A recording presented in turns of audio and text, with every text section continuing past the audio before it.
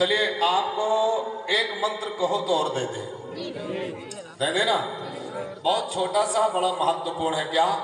ईश्वरम इंदरम सुफलम सुतलम स्वीकारम मंगलम महाहा। ये एक इंपॉर्टेंट मंत्र है। एक भक्ति करने वाला और एक ईश्वर के सामने कहता है। फिर हमने इसको बरक्स किया, हमने इसको और आगे बढ़ाने की कोशिश की। कैसे? बड़ी सोहनी बात कही थी, बड़ी इंपॉर्टेंट बात कही थी, बड़ी महत्वपूर्ण बात कही थी, लेकिन आज का नौजवान समझने को तैयार नहीं रहता। आज के नौजवान के हाथ में अक्सर कर मोबाइल लेते हैं, इसी में मोबाइल में बिजी रहता है। कुछ समझने की कोशिश करो। क्या? कुछ समझने की कोशिश करो। इंशाल्लाह जब आप समझेंगे, अभी मेरी बात को सुनेंगे, तो यकीनन आपकी समझ में आने की इंशाल्लाह ताला, मुझे यकीन है कि आपकी समझ में आ जाएगी, बात समझ में आएगी इंशाल्लाह ना। तो आप लोग तैयार है ना? तैयार है ने? कोटि कोटि प्रणाम मस्तक सकल परदा जनम है दीन बंधु दया निधि अभिनंदनम सुस्वागतम शाहे जन्म तिथि दर्दश रबील अव्वलम शुभ मंगलम अति पावनम स्वाहा। ये ईश्वरम इंदरम सुफलम सुथलम मंगलम महाहा। अथर्ववेद पढ़ो, ऋग्वेद पढ़ो, यजुर्वेद पढ़ो, सामवेद पढ़ो, गीता पढ़ो, भविष्य पुराण पढ़ो, 18 पुराण पढ़ो।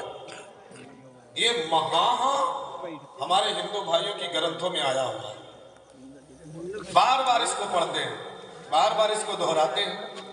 यह महाहा बार बार कहा जाता है। मंगलम महाहा, स्वीकारम महाहा, निर्देशम महाहा, प्रदेशम महाहा। ये होता कि नहीं होता? इसका अर्थ आपको पता है? आए है। आज अगर जानना चाहते हो ना, तो मोहब्बत से सुनिएगा, इंशाल्लाह आज बता के जाएंगे। ये कारी उस्मान साहब किबला है। देखिए, शायर साहब के जैसी मेरी आवाज तो नहीं है, लेकिन फिर भी मैं पढ़ने की कोशिश कर रहा हूँ।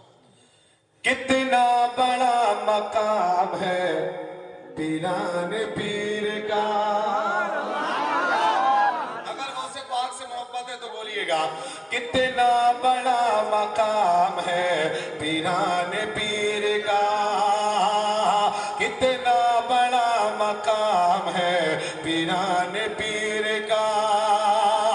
अरे कितना बड़ा मकाम है,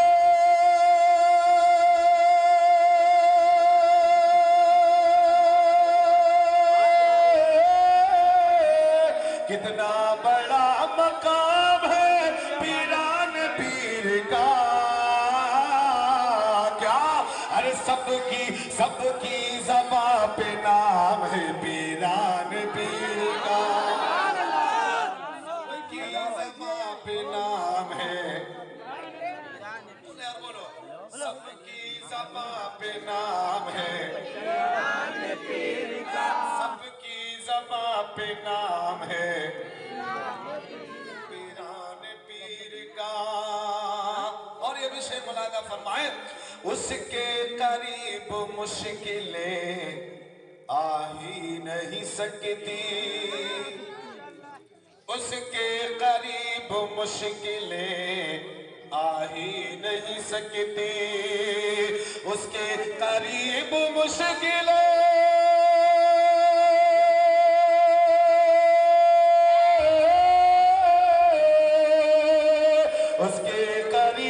मुश्किलें आ ही नहीं सकती।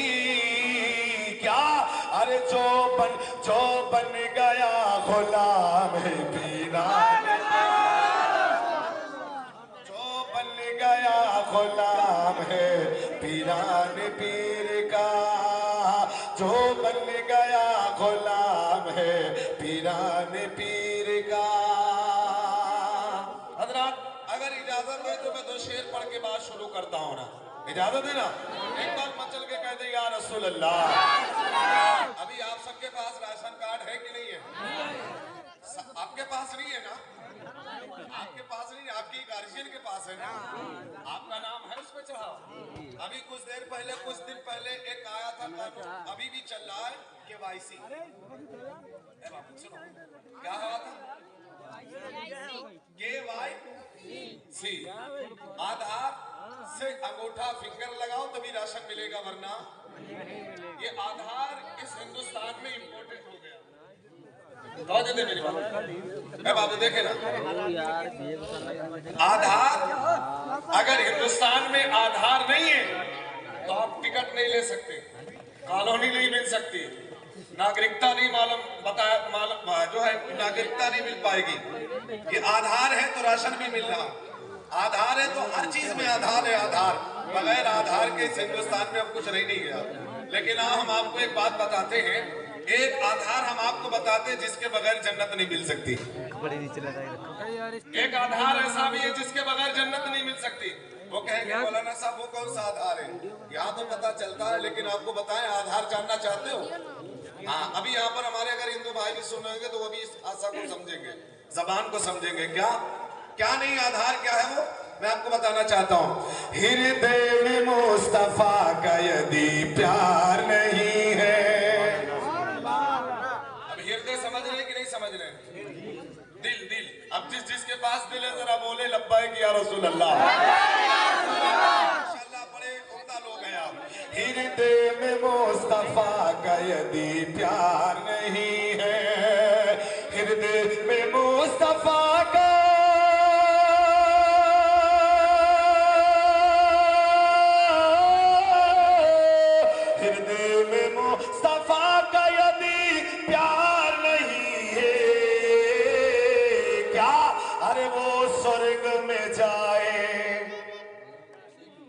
वो स्वर्ग में जाए कोई आधार नहीं है, आधार नहीं है। वो स्वर्ग में जाए कोई, यानी अगर दिल में नबी की मोहब्बत है, अगर तुम बैकुंठवासी होना चाहते हो, अगर तुम स्वर्गवासी होना चाहते हो, अगर तुम जन्नती होना चाहते हो, जन्नती बनना चाहते हो, तो हृदय में मुस्तफा का प्यार बसा लो। यही स्वर्ग में जाने का आधार है। अगर जिसके दिल में नबी की मोहब्बत नहीं होगी वो स्वर्ग नहीं जा सकता। जाएगा? ऊंचा बोलो, नहीं जाएगा। वो स्वर्ग में जाए कोई। हमने एक पुस्तक पढ़ी थी जिसका नाम था कल की अवतार। एक किताब पढ़ी थी, कल की अवतार, कल की अवतार, पूरी किताब पढ़ डाली। बात समझ में आ रही है, जिस कल की अवतार की बात कही जा रही है वो कोई और नहीं, आमना का लाल मोहम्मदुर रसूलुल्लाह। अथर्ववेद पढ़ लो, ऋग्वेद पढ़ लो, यजुर्वेद पढ़ लो, सामवेद पढ़ लो, जितनी भी पुस्तकें हैं पढ़ लो, सारी की सारी पुस्तकों में यही आता है कि अंतिम संदेश आने वाला, आखिरी संदेश आने वाला, आखिरी रसूल आने वाला, आखिरी कल की अवतार आने वाला है। सारी पुस्तकें यही कह रही थी। फिर हमने कहा कुरान तू बता दे, तो कुरान ने कहा ना ना, सब तो इंतजार कर रहे, मगर इंतजार की घड़ी खत्म। आमना की गोद में नूर बन के हुजूर आ गए। सारी पुस्तकें, तो आप तवज्जो दे मेरी बात की तरफ। शायर अपने अछूते अंदाज में कहता, बड़े प्यारे अंदाज में कहता, बड़े सोहने अंदाज में कहता, क्या कहता? अंतिम ऋषि तो 14 सदी पूर्व आ गए। जो आखिरी संदेशा आने की बात कही जा रही है, वो आखिरी संदेशा 1400 साल पहले आ चुकी। 1400 साल पहले। कौन? अंतिम ऋषि तो 14 सदी पूर्व आ गए। अंतिम ऋषि तो 14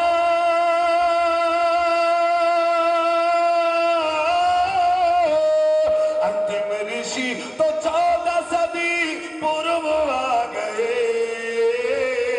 क्या? अरे अब आने वाला कोई भी अवतार नहीं है,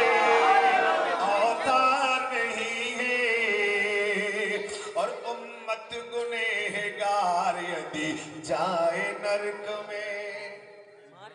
मेरे आका सल्लल्लाहु अलैहि वसल्लम तुम्हारे लिए रो रहे, तुम्हारे लिए, उम्मत के लिए रो रहे, तड़प रहे, बेचैनो बेकरार।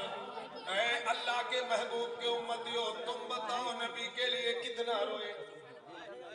बाबू मेरे भाई अगर नहीं सुनना तो मेरे भाई बाबू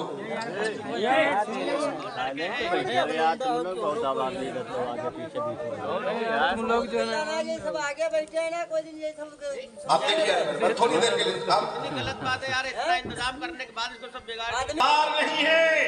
मेरे आका सल्लल्लाहु ताला अलैहि वसल्लम तुम्हारे लिए रोए, गुनहगार उम्मतियों के लिए रोए।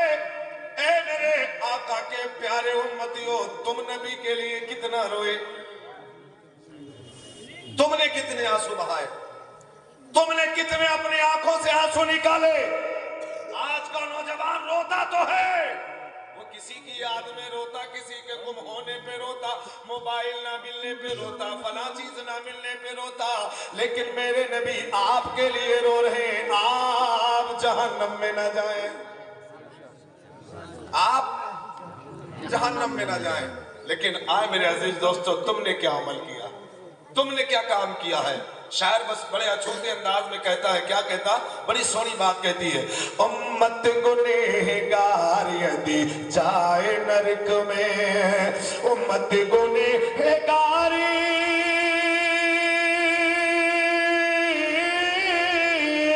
उम्मत गुनहगारी यदि जाए नरक में, क्या अरे ये रहमत आलम को, ये रहमत आलम को स्वीकार नहीं है, आधार नहीं है। ये रहमत आलम को स्वीकार नहीं है, स्वीकार नहीं है। मैं आखिरी शेर दे रहा हूं और बड़ी महत्वपूर्ण शेर दे रहा हूं। क्या, जिस घर में पधारे हैं, पधारे समझ रहे, तशरीफ लाए, जिस घर में पधारे हैं शहंशाह मदीना, शहंशाह मदीना, और जिस घर में पधारे हैं,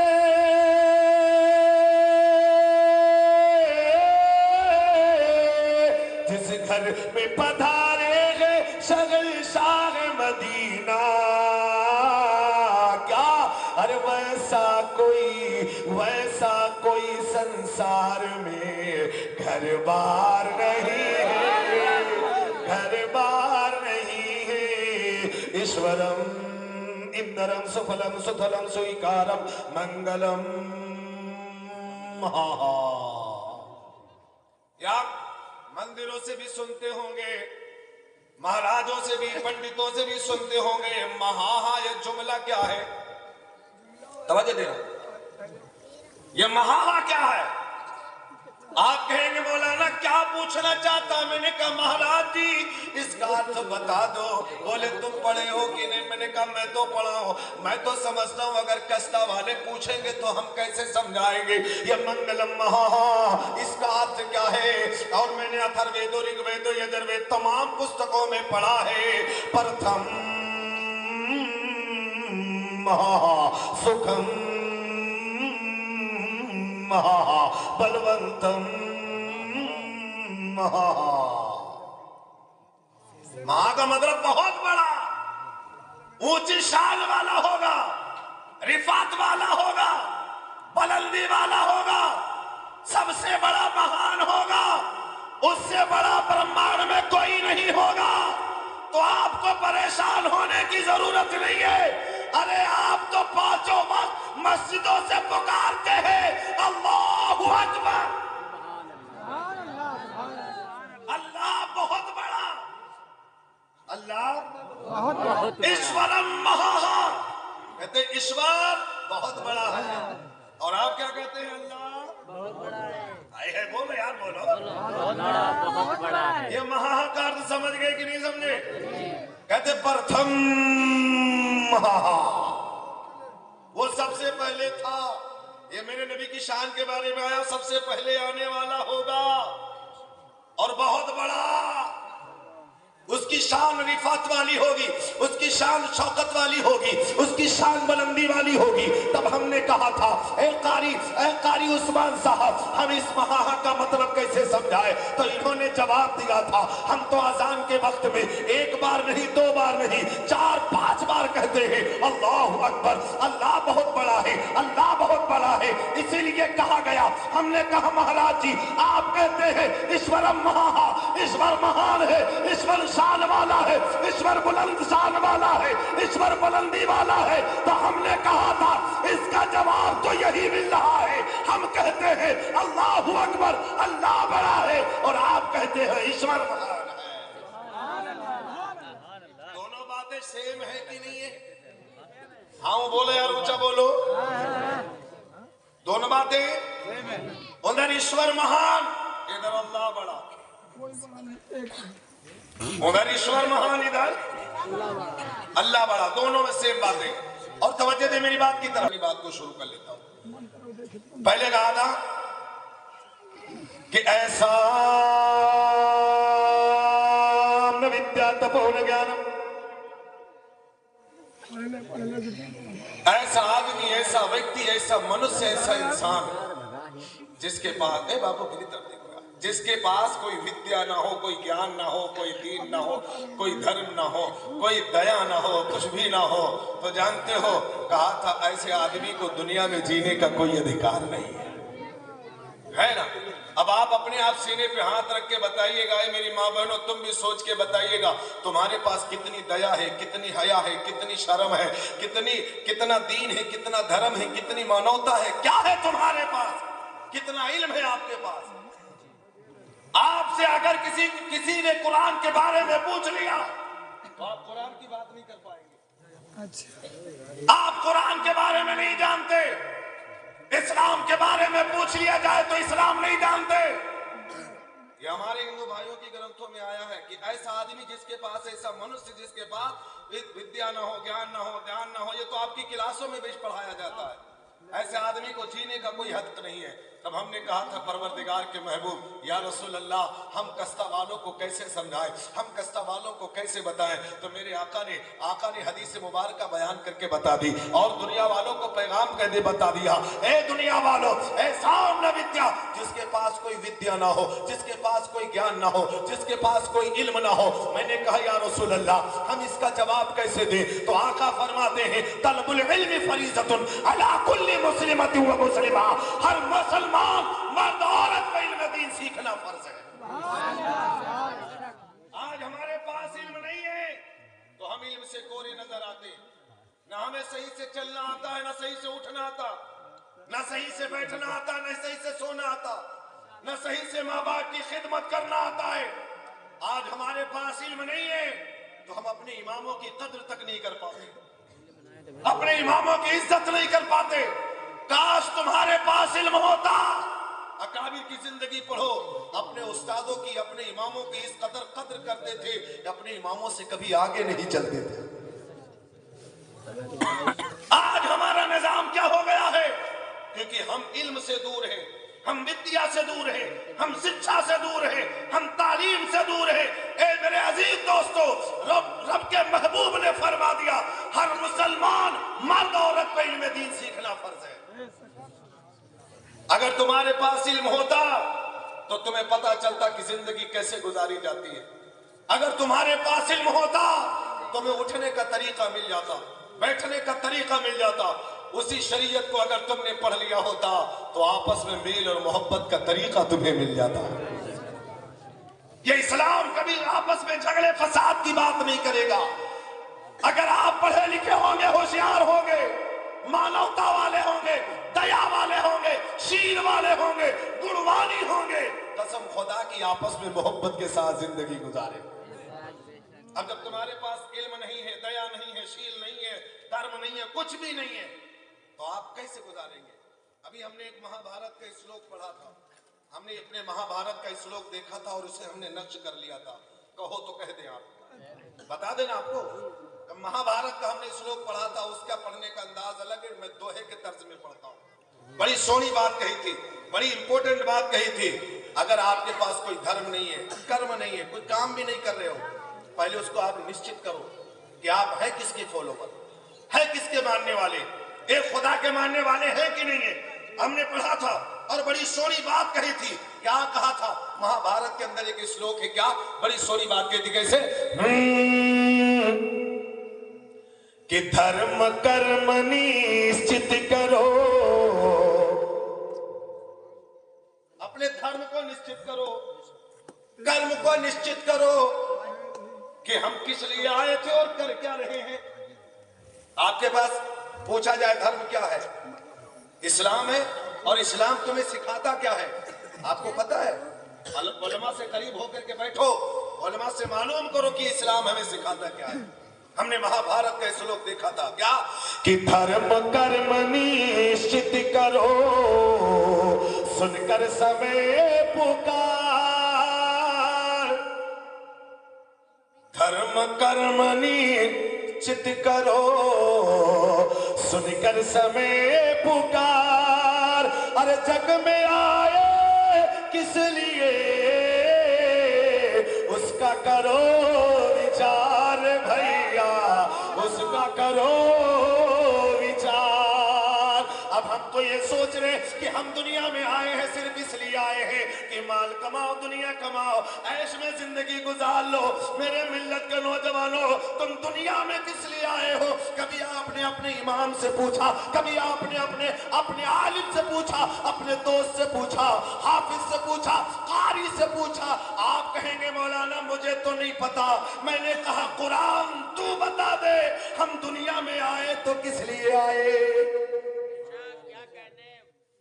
हम लोग ये सोच रहे, हमारी माँ बहनें यही सोच रही कि हम दुनिया में आए हैं तो बस चुगलखोरी, ले चुगलखोरी, दे चुगलखोरी।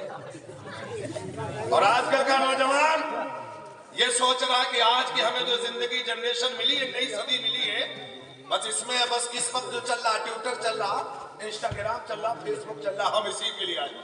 दिन रात हमारा नौजवान इसी में लगा रहता है, दिन रात। अरे कुछ तो आप निश्चित करो कि तुम किस लिए आए हो। कभी आपने कुरान से सवाल किया, कभी आपने आलिमों से पूछा कि आलिम साहब हम आए हैं दुनिया में किस लिए आए हैं? जब कुरान से पूछोगे, आलिम से पूछोगे, तो आलिम जवाब देता नजर आएगा, कहेगा पढ़ लो कुरान। रब ने कुरान में फरमाया वमा खलक़तुल जिन्न वल इंसा इल्ला लियअबुदून, तुम और हम सिर्फ इबादत के लिए आए हैं। अल्लाह की इबादत क्यों नहीं करते हो? हमने इस श्लोक जब पढ़ा था मेरे रोंगटे खड़े हो गए थे। कुरान कह रहा है, इधर महाभारत भी कह रही है। हमें किसी भी पुस्तक को, किसी भी धर्म को उठा करके देख लो, कोई भी धर्म फितना फसाद फैलाने नहीं आया। आपस में मानवता का ज्ञान दे रहा है, लेकिन जब मजहब इस्लाम पढ़ा जा रहा, मजहब इस्लाम सारे मज़ाहिब पे भारी हो।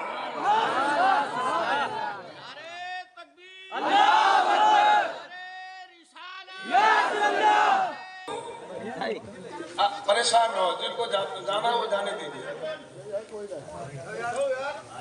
अरे आप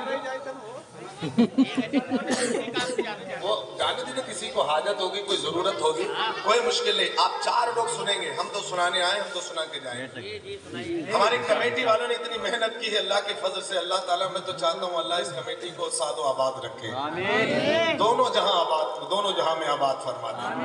हमने कहा था मेरे अजीज दोस्तों, मैंने आपको नई बात बता रहा हूँ, मैंने यूट्यूब पे अभी तक क्यों, हमने कहा था बताओ ना महाराज जी, तो उन्होंने कहा था क्या कि धर्म कर्म निश्चित करो, सुनकर समय पुकार। अरे जग में आए किस लिए,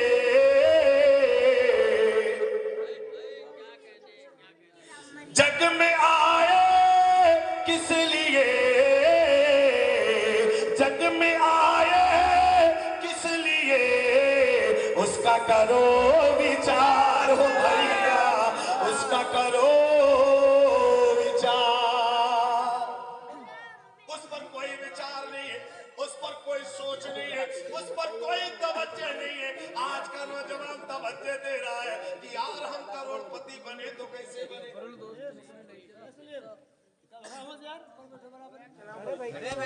दामे दिन में कदमे सुखने एक दो मेहनत की टेंट पेंट जितना भी इंतजाम किया उसका भी नोट किया जा रहा है और जो सुभान अल्लाह बोल रहे उनका भी लिखा जा रहा है नहीं।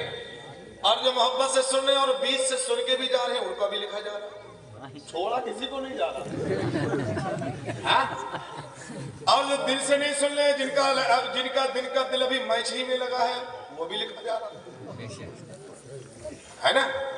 तो मेरे अजीज दोस्तों कम से कम ये तो ख्याल करो कि हम आए किस लिए हैं। जब हमने कहा कुरान तू बता तो कुरान ने फैसला कर दिया न करोड़पति न लखपति न अरबपति बनने के लिए अल्लाह ने अगर तुझे दुनिया में भेजा है तो सिर्फ और सिर्फ इबादत करने के लिए। किस लिए भेजा है? इबादत करने के लिए। सीने पे हाथ रखो बताओ कितने लोग हैं जो 5 वक्त नमाज पढ़ते हैं। हमारी माँ बहनें तो शायद 5 वक्त पढ़ती हैं। कारी साहब मुस्कुरा रहे इसका मतलब दाल में कुछ काला है। पूरी दलिए काली है। अल्लाह ए मेरी माँ बहनों तुम चुगलखोरी के लिए पैदा नहीं की गई हो। क्या नौजवानों तुम फेसबुक व्हाट्सएप ट्विटर के लिए या बुराई या शराब या जुआ के लिए नहीं पैदा किए गए हो। अल्लाह ने जिन्नात और इंसान को इसलिए पैदा किया कि रब फरमाता कि वो मेरी इबादत करे और इबादत करो नमाज पढ़ो और नमाज पढ़ो तो नमाज में एक इमाम रहता है उसकी भी कद्र कर लिया करो। अगर इमाम की कद्र नहीं करोगे तो बोलो तुम्हारा हश्र क्या। बहरहाल हमने कहा था जो जैसा करेगा वो वैसा भरेगा। ये कहावत आपने बहुत प्यारी सुनी है। मैंने जहन दौड़ाया फिर हमने कहा महाभारत का श्लोक मुझे याद आया अगर कहो तो कह दे ना। आप सोच रहे कि यार हम दुनिया में रह करके शराब पिए हैं जुआ खेले और तमाम की तमाम बुराइयां कर डाली है और तमन्ना रखते हैं कि अल्लाह मुझे जन्नत दे देगा। बहुत से लोगों की तमन्ना है।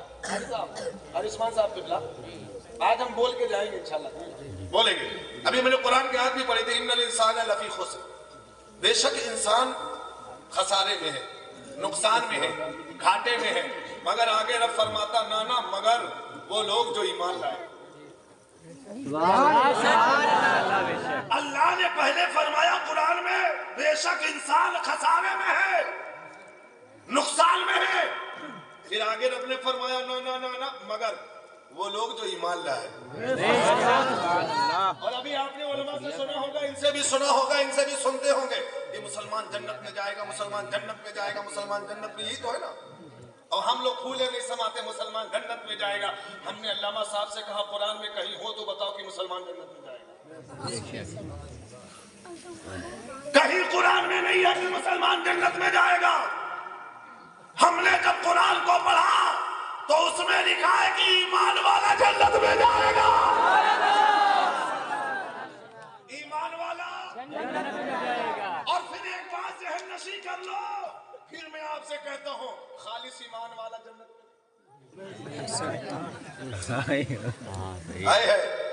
आप सोच रहे यार मौलाना चतुर्वेदी को बोला ये तो कंफ्यूज कर रहा।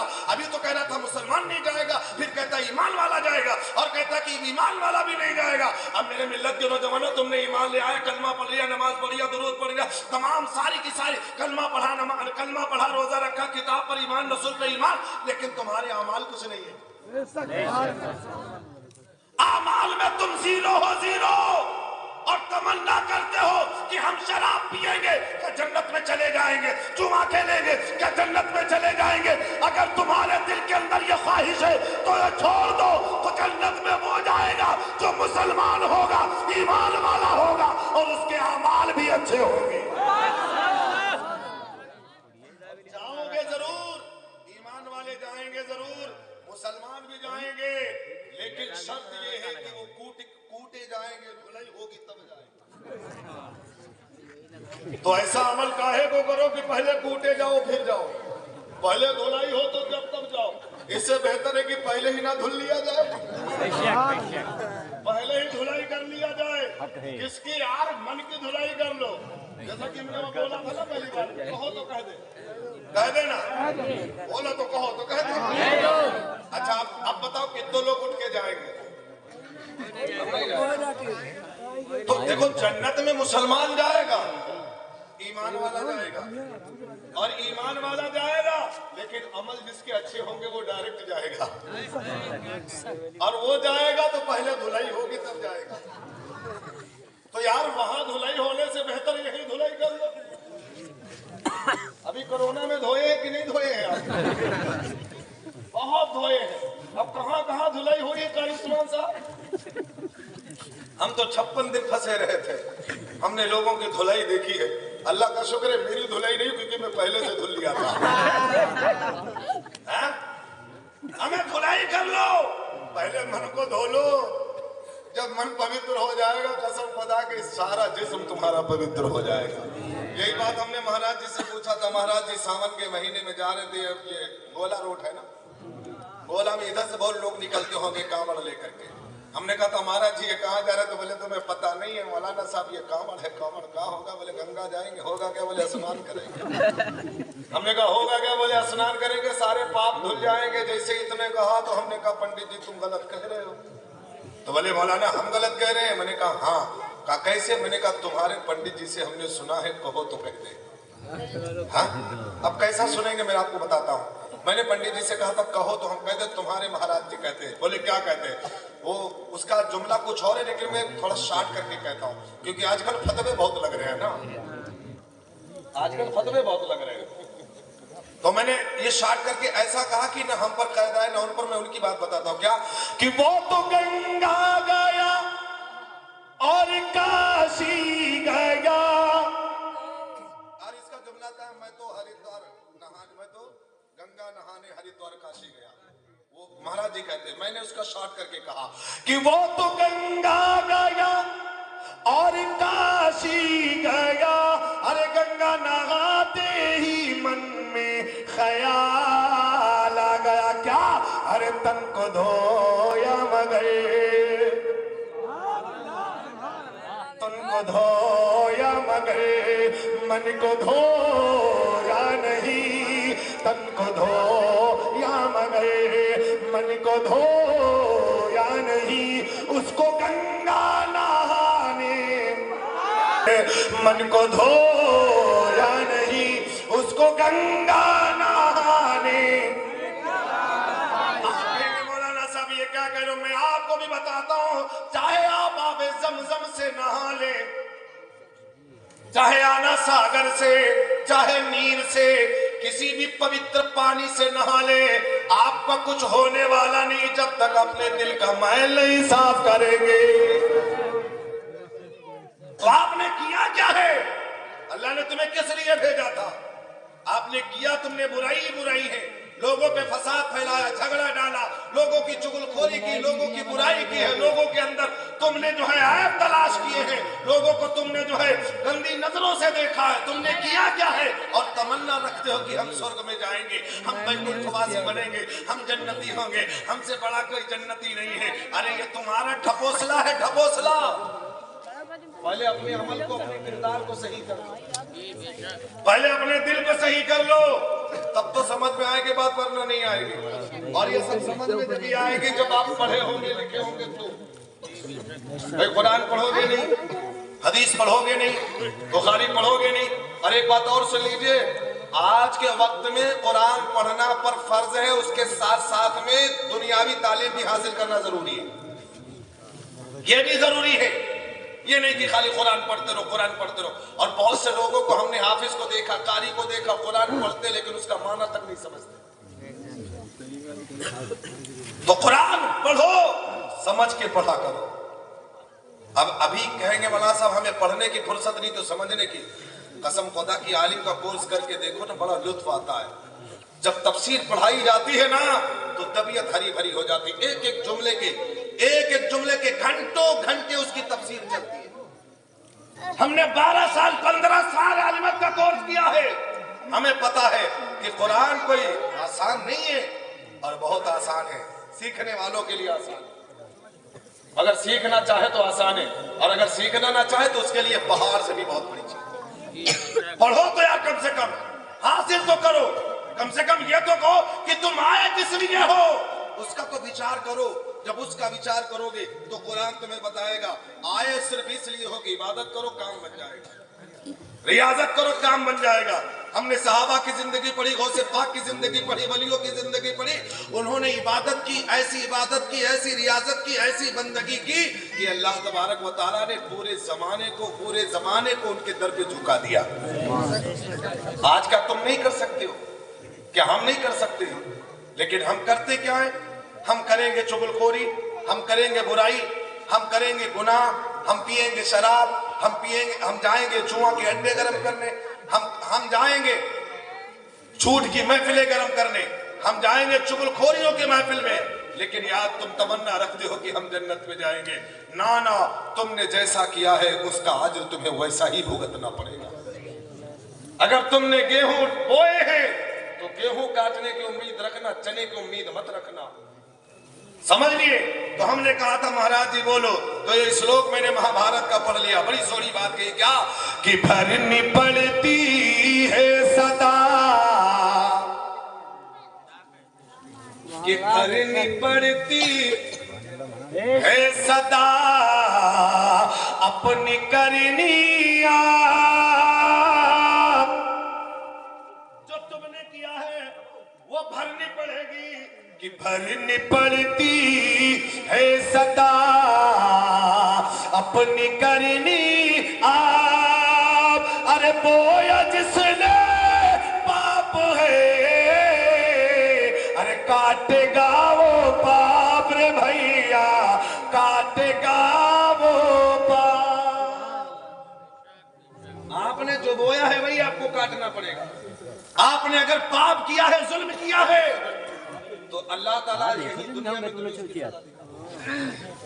या नहीं तो तुम्हारे बाल बच्चों पे उसका असर पड़ता है, तुम्हारी औलादों पे उसका असर पड़ता है, तुम्हारे बच्चों पर उसका असर पड़ता है। जैसे तुमने तरबियत दी है, झूठ बोल करके तुमने बच्चों की परवरिश की है, तो झूठा तुम्हारा बच्चा आगे बनता रहेगा। और हमारी नौजवान, हमारी माँ बहनों का तो ये अमल बन चुका है कि कोई भी अपने बच्चे को गोद में लेती है तो ना तो कुरान याद है, ना तो दुरूद याद है, बस उन्हें याद है तो बस सपना चौधरी के गाने याद है। यही है दुनिया की खुराफातें, दुनिया का झूठ इनके अंदर है। हमारे यहाँ भी है, हमारे यहाँ चच्ची है ना, वो कहा करती थी, अपने बच्चे को गोद में लेती थी और कहती थी, जानते हो क्या कहती थी? कहो तो कह देना। काश अगर उनके पास इल्म होता तो वो समझ जाती कि यार बच्चे की परवरिश पे बहुत असर पड़ता। अगर मोहब्बत से पाला जाएगा, कुरान पढ़ के पाला जाएगा, कसम खुदा की जिस बच्चे को गोद में माँ लेती है, कुरान पढ़ती है, तो वक्त का इमाम आजम बनता नजर आता है। अगर माँ गोद में लेकर के बच्चे को कुरान पढ़े, दुरूद पढ़े, तो वक्त का गौसे आजम बनता नजर आता है। जब माँ कुरान पढ़ने वाली होती है ना, तो बच्चा ख्वाजा गरीब नवाज जैसा पैदा होता है। और आजकल की माँ तमन्ना करती है, ताबीज बनाते कि नहीं बनाते? हम तो बड़े बाबा हैं, हमारे पास बहुत आते। मौलाना साहब हमारा बच्चा बिगड़ गया, बड़ा झूठ बोलता, बात नहीं मानता। अरे ये बोलो कि तुमने कितनी मानी है अपने माँ बाप की? तुमने अपने सास ससुर की कितनी मानी है? बच्चा तुम्हारी कहां से मान लेगा? तुमने अपने बच्चों को गोद में लिया था, इमाम हसन इमाम हुसैन की दास्तां सुनाई थी कि नहीं सुनाई थी? गौसे आजम की जिंदगी पढ़ के सुनाई थी कि नहीं सुनाई थी? हुजूर की जिंदगी पढ़ के सुनाई थी कि नहीं सुनाई थी? नबी की लात पढ़ के सुनाई थी तो नहीं सुनाई थी? तो कहेगी ना मौलाना साहब ये तो मुझे आता नहीं है, मैंने जो आता था वही पढ़ा था। मैंने कहा क्या आता था? तो मेरी चच्ची ने मुझसे कहा था। क्या कहा था? अरे हो रुचरैया कोठे से मोरा भैया सुन जाए धोखे से।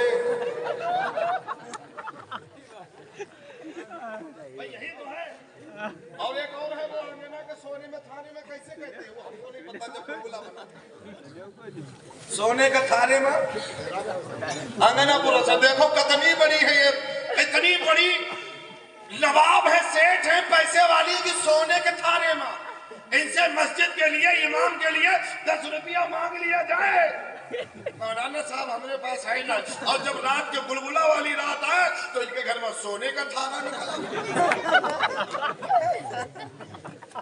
अबे भैया ये झूठ है कि नहीं है? अच्छा बोलो यार, सच्ची बात है कि नहीं बात है? हमें जिसके घर के अंदर सोने थाला हो, वो चाहे तो मस्जिद को संगे मरमर की बना दे।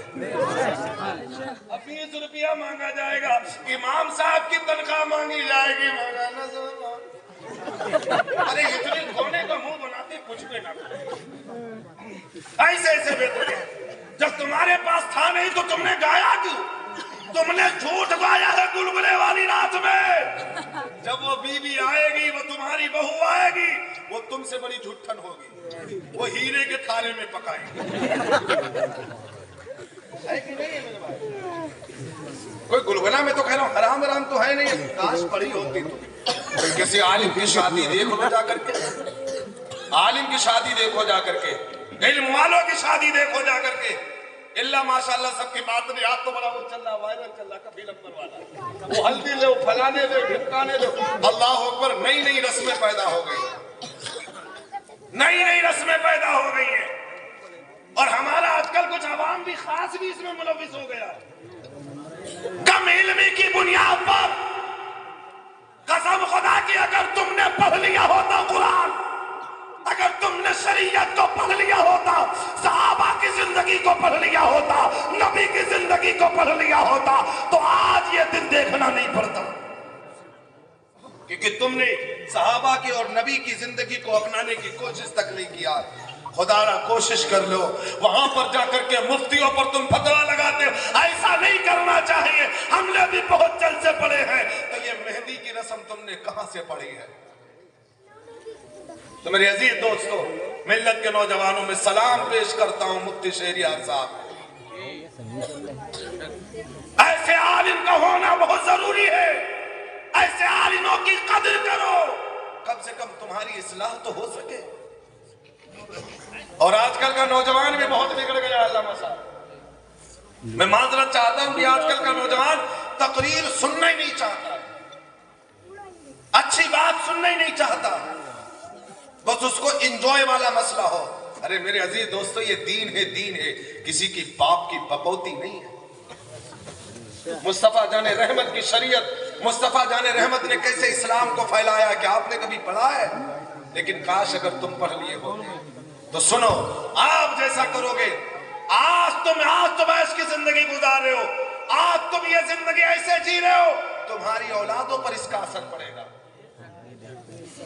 आज तुम ऐसे ऐसे कलाम सुन रहे हो जिसमें तुम्हें एंजॉय हो, कल आने वाले वक्त में तुम्हारी औलाद बगैर डीजे के, बगैर ढोलकी के वो डांस सुन ही नहीं सकता।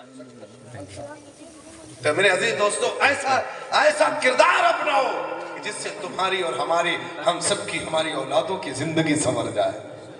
जब तुम अच्छा करोगे तब अल्लाह ताला उसका बदला अच्छा ही देगा। इसलिए मैंने महाभारत का श्लोक कहा था क्या, कि करनी कि भरनी पड़ती है सदा अपनी करनी आप, कि भरनी पड़ती है सदा। आपने जो किया वो भरना ही पड़ेगा। आपने जो गुनाह किया उसकी सजा मिलेगी कि मिलेगी? यहाँ नहीं तो कब्र में नहीं तो कि भरनी पड़ती है सदा अपनी करनी आप। अरे बोया जिसने पाप है काटेगा वो पाप रे भैया, काटेगा वो पाप। इसलिए मैं कहता हूं ईश्वरम इंद्रम शुभ्रम सुतलम मंगलम। वो काम करो जिससे तुम्हारा रब राजी हो जाए, तुम्हारा ईश्वर राजी हो जाए। उसके सामने जाया करो तो बिनती चिरौरी किया करो। आप लोगों के सामने जाते हो, बिनतियां करते हो, चिरौरियां करते हो, मिन्नतें करते हो, गुजारिशें करते हो, निवेदन करते हो, रिक्वेस्ट करते हो, इल्तिजा करते हो, और जानते हो यहां तक कि नतमस्तक भी हो जाते हो। काश तुम दुनिया को छोड़ करके उस अल्लाह से मांगे होते, अल्लाह तुम्हें जरूर अता फरमा देता। और ये बात में इसका कायल नहीं, मैं इसका भी कायल हूं कि वली अता करते हैं, लेकिन खुदा की अता से अता करते। तो मेरे अजीज दोस्तों, रब ने कुरान में फरमाया या अय्युहल्लज़ीना आमनुत्तकुल्लाह, बेशक ऐ ईमान वालों अल्लाह से डरो। दूसरी आयत हमने पढ़ी थी इन्नल इंसान लफी खुस्र, बेशक इंसान खसारे में है, नुकसान में है, घाटे में है। कौन घाटे में है? जो दुनिया की तरफ भाग रहा। कौन घाटे में है? जो दुनिया के माल की तरफ भाग रहा। कौन नुकसान में है? जो दुनिया के पीछे पीछे चल रहा। लेकिन अल्लाह ने आगे वईद फरमा दिया, ऐलान कर दिया, घाटे में तो जरूर है, मगर वो जो ईमान ले आए और अच्छे अमल किए वो घाटे और खसारे में नहीं है। तो मेरे अजीज दोस्तों, अल्लाह तबारक व तआला के महबूबों का सदका आप लिया करो, उनसे बातें किया करो। कैसे बात करोगे? अल्लाह से राजो नियाज में बात हो सकती है जब आप करना चाहो तब। राजो नियाज में बात हो सकती है जब आप करना चाहो तब। लेकिन रब से बात करने के लिए वह जबान भी तो चाहिए। अल्लाह के दीदार के लिए वो आंखें भी तो चाहिए। अल्लाह को देखने के लिए वो नूर भी तो चाहिए। क्योंकि रब के महबूब ने फरमा दिया, अस्सलातु मिराजुल मोमिनीन, मोमिनों की मेराज, हमारी मेराज तो अर्श आदम पर हुई, लेकिन मोमिनों की मेराज नमाज है। नमाज, तुम नमाज में अल्लाह का दर्शन कर सकते हो, दीदार कर सकते हो। हजरत अली से पूछा गया था, अली तुमने कभी अल्लाह को देखा? तो हजरत अली फरमाते, कसम खुदा की मैं उस वक्त तक दूसरा सजदा नहीं करता जब तक पहले सजदे में अपने रब का दीदार नहीं कर लेता। और आज हम सभी नमाजें पढ़ते हैं, पढ़ते कि नहीं पढ़ते? भले ही जुमा जाते हैं, कभी आपने देखा रब को, रब का दीदार किया आपने कभी? क्यों? वजह क्या है? इसका मतलब यह है कि हमारी नमाजें वो नमाजें नहीं जो सहाबा की नमाजें थी। वो खुशू और खुजू है ही नहीं। और एक तो हफ्ते में जाते भी हो, इधर इमाम साहब ने जुमे का खुद सलाम फेरा और पता चला कि पूरी मस्जिद खाली हो जाती। पूछा जाता कहाँ जा रहे? बोले घर पे सुन्नत पढ़ेंगे। घर पे सुन्नत का वो तो होटलों में होती है। यार हमारे किरदार कैसे हो गए? हम कम संभलेंगे। आज अगर नहीं संभल पाए तो यकीन मान लो कभी संभलने वाले नहीं। अभी भी वक्त है, अपने आप को संवारने की कोशिश करो, अपने आप को बिठाने की, अपने आप को उरूज में लाने की कोशिश करो। आज भी वक्त है, तुम अपने रब को राजी कर लो, अल्लाह के हुजूर सजदा कर लो, रब को मना लो। जब तुम्हारा रब तुमसे राजी हो जाएगा, मेरा ईमान कहता है जमाना आपकी कदमों में ठोकर, जमाना आपकी ठोकरों में आता नजर आएगा। लेकिन आप जब मनाओगे ना, तब ख्वाजा गरीब नवाज गौसे पाक की महफिल करा लिया, बस यही काफी है, यही काफी है, बस जलसा करा लिया नहीं। इसके साथ साथ में आपको अमल की भी जरूरत है। उलमा की नसीहत करे, उलमा नसीहत करे, उस पर अमल की भी जरूरत। यही बात हमने महाराज जी से पूछा था, महाराज जी तुम बोलो, जबान को खोलो। तो महाराज जी बोले थे, क्या बोले थे? बड़ी सोनी बात कही थी। क्या बड़ी सोनी बात? कैसे कि वो तो सत्संग आया गुरुवाणी सुनी, अरे गुरुवाणी सुनते ही मन में ख्याल आ गया। क्या? अरे जन्म मानो का लेकर, जन्म मानो का लेकर दया ही न की, अरे उसको मानो कहलाने से क्या फायदा? अपने आप में पहले इंसानियत तो पैदा करो, और मुसलमान ईमान और कामिल ईमान और जन्नत तो बाद में। पहले इंसान बन जाओ, इंसानियत का दर्स अपने सीने में। ये इस्लाम तुम्हें इंसानियत का दर्स सिखाता है। हर कदम पे तुम्हारी रहनुमाई इस्लाम करता नजर आ रहा, हर मोड़ पे तुम्हें बताता नजर आ रहा कि जब तुम छोटे हो तो ऐसे जिंदगी गुजारो, जवान हो तो ऐसे जिंदगी गुजारो, शादी हो तो ऐसे जिंदगी गुजारो। मेरे नबी ने बताया नहीं है, बल्कि करके दिखाया। एक बता देना अलग होता है, अमल करके दिखाना अलग होता है। गरीबी में हो तो कैसे जियो, अमीरी में हो तो कैसे रहो, ये सब मेरे नबी ने बताया। और अल्लाह तुम्हें जिस हाल में रखे उस हाल में आपको खुश रहना ही पड़ेगा। और हमारे नौजवानों का हाल क्या है? पढ़े लिखे है नहीं, जरा भी तकलीफ आई, मुसीबत आई, ओ तो या अल्लाह दे अल्लाह रे, बस कुछ भी ना करो। हमारी माँ बहने, हमने बहुत सी ऐसी माँ बहनों को बेतुके जुमले कहते हुए सुने जिससे ईमान भी खारिज हो जाता है। कोई कहता माज अल्लाह या अल्लाह हमारे घर तुम का या फलाने करे मिली रहे, माज अल्लाह होते कि नहीं होते? इनसे तुम्हारा ईमान निकल जाता है। अल्लाह ताला तुम्हारी आजमाइश, बंदे की आजमाइश कभी माल देके करता है तो कभी माल लेके करता है। और मेरे नबी ने फरमाया अल्लाह तुम्हें जिस हाल में रखे हर हाल में उसका शुक्र अदा करते रहे। जरा तकलीफ आई नहीं, बस रब को कोसना शुरू कर दिए, है अल्लाह हमारे घर में आए। अरे कारी साहब आपने भी शायद सुने हो, आप उम्र में हमसे बहुत बड़े हैं, ऐसे ऐसे जुमले निकाल देती है हमारे, उन्हें पता ही नहीं चलता कि हमारा ईमान रहा कि नहीं रहा। तो हमने कबीर जी से कहा था तुम भी कुछ बोलो, जबान को खोलो। तो कबीर जी ने सरयू के तट के किनारे बैठ करके कलम उठाया था और अपने भक्तों से कह दिया था कहो तो कह दे, कह दे ना, बड़ी सोनी बात कह दी क्या कि दुख में सुमिरनी सब करे, जब परेशानी आती है या अल्लाह दे अल्लाह ले, मुसल्ला ले नमाज। अब अम्मा बहने ले 16 सैयदन की कहानी, 18 सैयदन की, 24 20 सैयदा की कहानी है कि नहीं है? रोजे पे रोजा।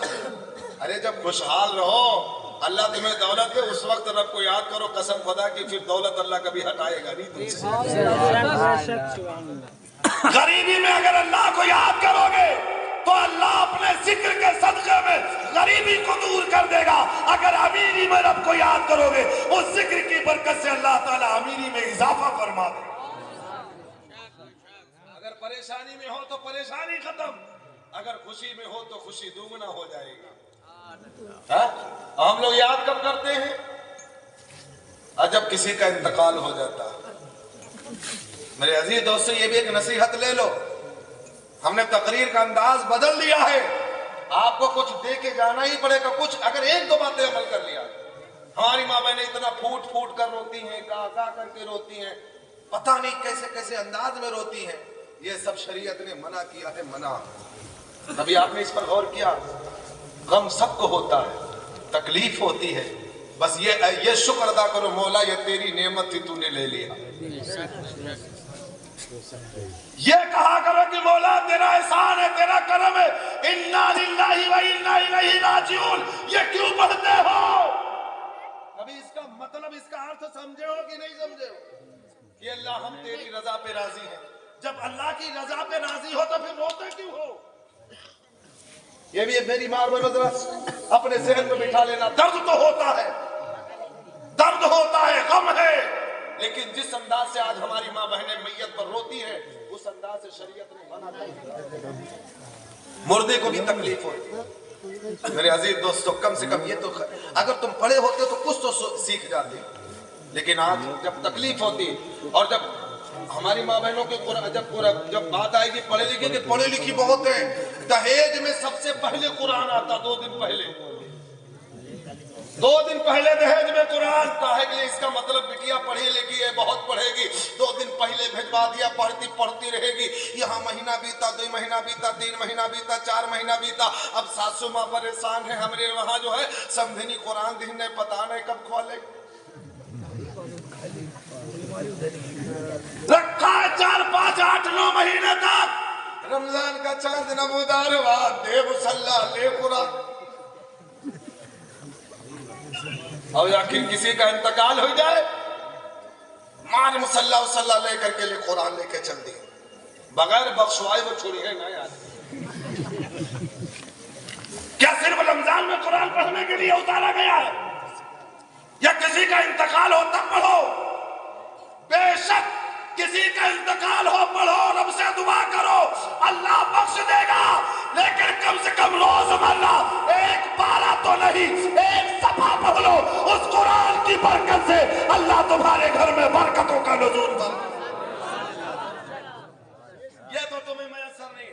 और खाली हमारी माँ बहनों की जिम्मेदारी नहीं है हमारी भी जिम्मेदारी है, बच्चों की भी जिम्मेदारी है, बाप की भी जिम्मेदारी है। उस कुरान को, जिस कुरान को पढ़ करके सहाबा कराम की जिंदगी बदल गई। अरे कुरान जब पढ़ते थे तो सहाबा की जिंदगियों में वक्र तारी होता था, अल्लाह अकबर, नई कैफियत पैदा हो जाती थी। आज का नौजवान है, आज का मुसलमान है कि कुरान पढ़ने को तैयार नहीं है। ए मेरे अजीज दोस्तों, वो कुरान ऐसी इंपॉर्टेंट कुरान है, ऐसी महत्वपूर्ण पुस्तक है, उसके जैसे पूरे ब्रह्मांड में, पूरे संसार में तलाशा गया, उस पाकीज़ा पुस्तक की तरह पूरे ब्रह्मांड में कोई पुस्तक नहीं, कोई किताब नहीं, कोई ग्रंथ नहीं जैसा मेरा कुरान है। पूरे ब्रह्मांड में कोई पर ग्रंथ हो ही नहीं। उसको पढ़ो कम से कम 1 सफा 2 सफा, जितना आपसे मैसर हो, सुबह उठो पढ़ लिया करो। लेकिन हम लोग पढ़ना नहीं चाहते। हम लोग अगर कोई तकरीर भी सुनना चाहते तो लच्छेदार तकरीर सुनना चाहते। मेरे अजीज दोस्तों, कुछ नसीहतें ले लिया करो। मेरे अजीज, मेरे प्यारों, ये दुनिया तुम्हारी चंद दिन की है। अल्लाह ने फरमाया कुरान में, बेशक इंसान खसारे में है, नुकसान में है, नुकसान में। कौन सा इंसान नुकसान में है जो दुनिया के पीछे भाग रहा है? आज अपने सीने पे हाथ रखो, कौन ऐसा बंदा है, कौन ऐसा जवान है जो दीन की तरफ भाग रहा है? कोई आपके मजमे में ऐसा? और अल्लाह जिसे खसारे में कह दे, खुदारा ईमान ले आओ, अमल खैर कर लो, अमल कर लो, यकीनन तुम्हारी दुनिया और आखिरत दोनों संवर जाएगी। दुनिया और आखिरत दोनों संवर जाएगी। तो मैं बात ये कर रहा था कि जैसी जो हमारा रवैया है कि हम जो है गरीबी में अल्लाह को याद करते हैं और खुशहाली में रब को भूल जाते हैं। ये नौजवान बड़े लायक के तारीफ है। अल्लाह तबारक व तआला ने इन्हें, इनके दिल में बात डाली कि चलो अल्लाह के महबूबों की जिक्र की महफिल कर लिया जाए, और लोगों के दिल में बात डाली। और गौसे आजम फरमाते हैं, जब तक मैं नहीं चाहता हूं तब तक मेरा चाहने वाला मेरा नाम भी नहीं ले सकता। तो कमेटी वालों ने तो पूरा जलसा ही करा दिया। ये गौसे पाक की रजा शामिल थी। इसलिए कबीर ने कहा था, क्या कहा था? कि दुख में सुमिरनी सब करे, सुख में करे ना को, कि दुख में सुमिरनी सब करे, सुख में करे ना को। अरे सुख में सुमिरनी जे करे, अरे तो दुख काहे को हो भैया, दुख काहे को हो।